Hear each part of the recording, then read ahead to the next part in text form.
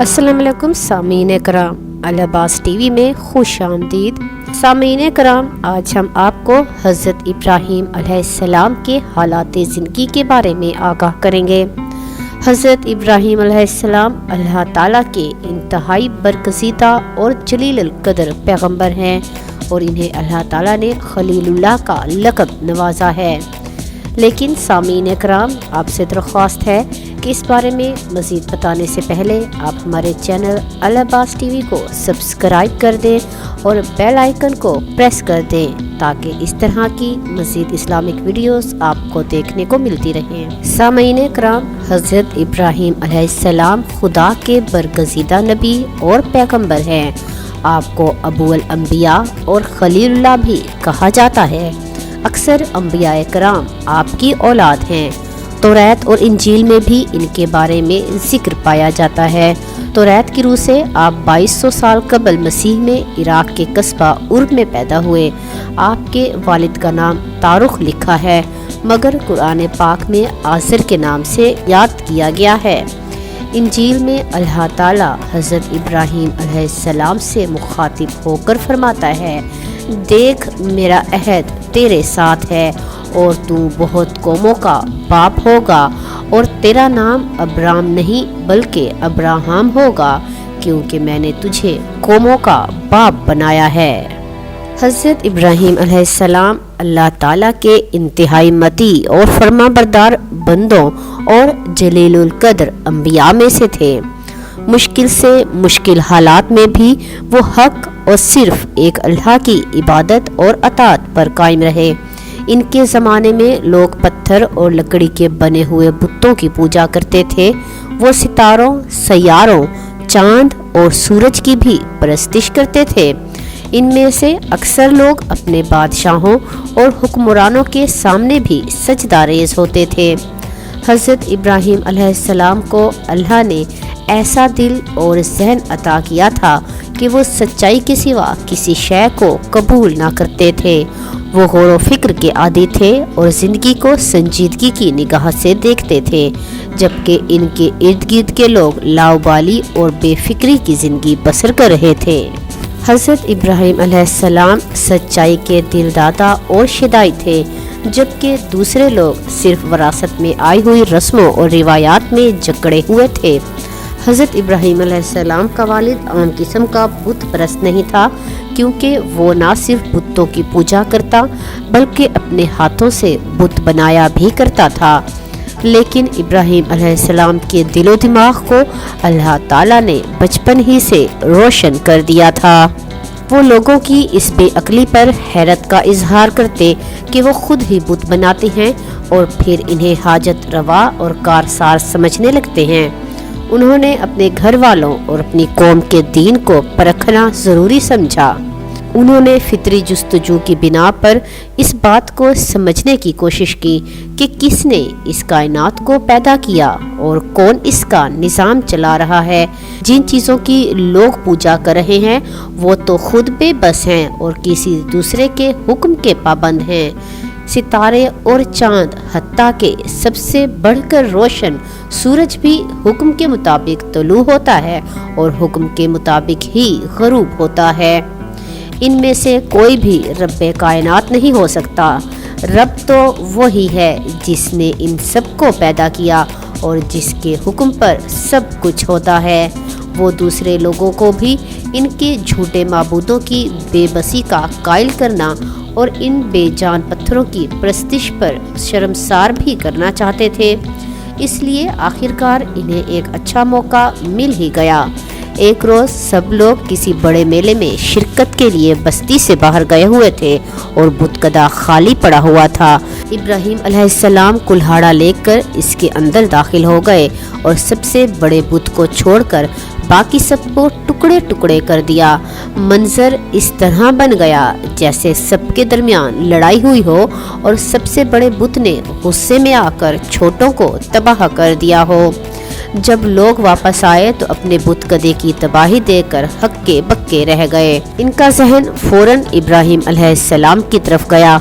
हज़रत इब्राहीम अलैहिस्सलाम को बुला कर लाया गया और इनसे पूछा गया کہ کیا ہمارے معبودوں کا یہ حال آپ نے کیا ہے؟ حضرت ابراہیم علیہ السلام نے جواب دیا، لگتا ہے یہ کام ان کے اس بڑے نے کیا ہے، لہٰذا تم انہی سے پوچھ لو اگر وہ بولتے ہیں۔ یہ بات سن کر وہ یہ سوچنے پر مجبور ہو گئے اور آپس میں کہنے لگے، بے شک تم ہی ظالم ہو کہ بتوں کے بارے میں وہ کچھ کہتے ہو جو ثابت نہیں ہو سکتا۔ پھر وہ شرمندگی کے مارے اپنے سر ڈال کر اوندھے ہو رہے اور ابراہیم کے سامنے یہ کہنے پر مجبور ہو گئے کہ یقیناً تم بھی جانتے ہو کہ یہ بت بولتے نہیں۔ اس واضح دلیل کے باوجود قوم توحید کو ماننے پر تیار نہ ہوئی، بلکہ ابراہیم علیہ السلام کے والد اس حد تک پہنچ گئے کہ ان سے صاف کہہ دیا کہ اگر تم ہمارے بتوں کو برا بھلا کہنے سے باز نہ آئے تو میں تمہیں سنگسار کر دوں گا، اور یہ کہ تم مجھ سے الگ ہو جاؤ۔ اس ملک کے بادشاہ نمرود کو اس بات کی خبر ملی تو اپنے سامنے بلایا اور اپنے آپ کو سجدہ کرنے کے لیے کہا۔ آپ نے اسے سجدہ نہ کیا، پوچھنے پر بتایا کہ اپنے پروردگار کے سامنے کسی دوسرے کو سجدہ نہیں کرتا۔ نمرود نے پوچھا، تیرا پروردگار کون ہے؟ آپ نے فرمایا، میرا خدا وہ ہے جو مردے کو جان بخشتا ہے اور زندوں کو بے جان کرتا ہے اور مشرق سے آفتاب نکالتا ہے۔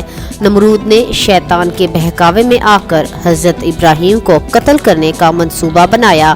اس مقصد کے تحت 160 گز لمبا، 40 گز چوڑا اور 120 گز اونچا ایک احاطہ بنوا کر اسے لکڑیوں سے بھر کر آگ لگا دی۔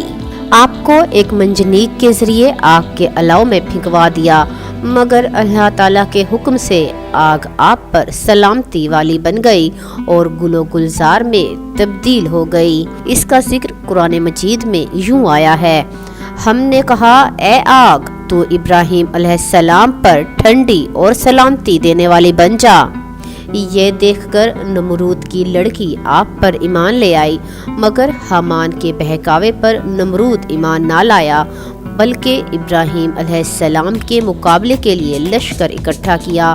آپ نے دعا کی اور اللہ نے مچھروں کا لشکر بھیجا جس نے نمرود کے سپاہیوں کا گوشت پوشت تک کھا لیا، یہاں تک کہ ایک مچھر نمرود کے دماغ میں گھس بیٹھا اور اس کا مغز کھانا شروع کر دیا۔ اس کی اس حرکت سے اسے تکلیف ہوتی، لیکن جب کوئی چیز سر پر مارتے تو آرام محسوس کرتا۔ وہ 40 برس تک اسی عذاب میں مبتلا رہا۔ حضرت ابراہیم علیہ السلام اپنی بیوی سارہ کے ہمراہ مصر پہنچے۔ وہاں مصر کے بادشاہ فرعون نے حضرت سارہ پر دست درازی کرنے کی 3 بار کوشش کی، مگر ہر بار آنکھیں اندھی ہو گئیں۔ چنانچہ اس نے توبہ کر کے حضرت سارہ کو ایک کنیز ہاجرہ عطا کی۔ حضرت ابراہیم علیہ السلام اپنی بیوی سارہ اور کنیز ہاجرہ کے ہمراہ فلسطین سے ہوتے ہوئے شام پہنچ گئے۔ وہاں حضرت ابراہیم علیہ السلام نے لوگوں کو شریعت سکھائی۔ آپ نے خدا کی عبادت کے لیے جب ایک قبلے کی دعا کی تو جبرائیل علیہ السلام نے بہشت سے ایک پتھر لا کر بیت المقدس کی جگہ رکھا۔ حضرت سارہ نے اپنی کنیز حضرت ہاجرہ آپ کو بخش دی۔ اس کنیز کے بطن سے حضرت اسماعیل علیہ السلام پیدا ہوئے۔ حضرت سارہ نے جب فرزند کی خواہش کی تو ان کے بطن سے حضرت اسحاق علیہ السلام پیدا ہوئے۔ کچھ عرصے بعد حضرت ابراہیم علیہ السلام نے 3 روز تک متواتر ایک خواب دیکھا کہ کوئی شخص کہتا ہے کہ اپنے بیٹے کو قربان کرو، کیونکہ انہوں نے اس کی نظر مانی تھی۔ اس طرح حضرت ابراہیم علیہ السلام نے اپنے فرزند کو راہ خدا میں قربان کرنے کی کوشش کی، مگر جب حلق پر چھری پھیرنا چاہتے تھے تو حکم ربانی ہوا کہ اے ابراہیم تو نے اپنا خواب سچا کر دکھایا، اب اس کے عوض ایک مینڈھا ذبح کرو۔ چنانچہ آپ نے ایک مینڈھا ذبح کیا، جس کے بعد قربانی کی رسم کا آغاز ہوا۔ الغرض حضرت ابراہیم علیہ السلام کو سخت اور کڑے امتحانات سے گزارا گیا اور ان میں کامیابی کا یہ انعام دیا کہ آپ کو لوگوں کا امام اور پیشوا بنا دیا۔ قرآن پاک کی سورۃ البقرہ میں یوں ارشاد ہوتا ہے، یاد کرو جب ابراہیم کو اس کے رب نے چند باتوں میں آزمایا اور وہ ان سب پر پورا اتر گیا تو اس نے کہا میں تجھے سب لوگوں کا پیشوا بنانے والا ہوں۔ حضرت ابراہیم علیہ السلام خلیل اللہ پروردگار عالم کے برگزیدہ پیغمبر اور ہمارے نبی حضرت محمد مصطفیٰ صلی اللہ علیہ وآلہ وسلم کے جد امجد ہیں اور حضور نبی کریم کے سوا دیگر تمام انبیاء و مرسلین سے افضل ہیں۔